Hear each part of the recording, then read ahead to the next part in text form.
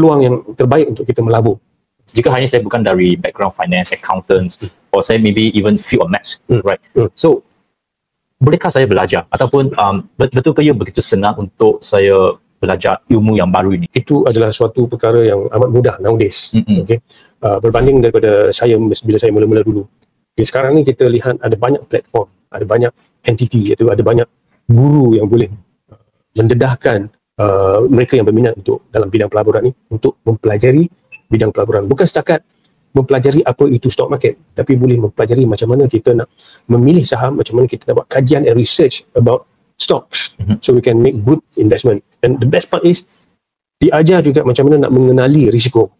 Okay?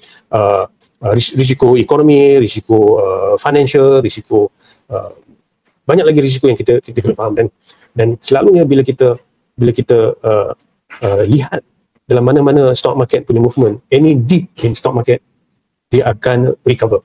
Sebab itu kalau kita mengkaji, melihat carta saham, jika pasaran stock market tu jatuh ataupun saham tu jatuh, dia akan recover.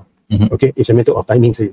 So that's how kita kena belajar, kita kena tahu kenapa dia jatuh and bila peluang yang terbaik untuk kita melabur.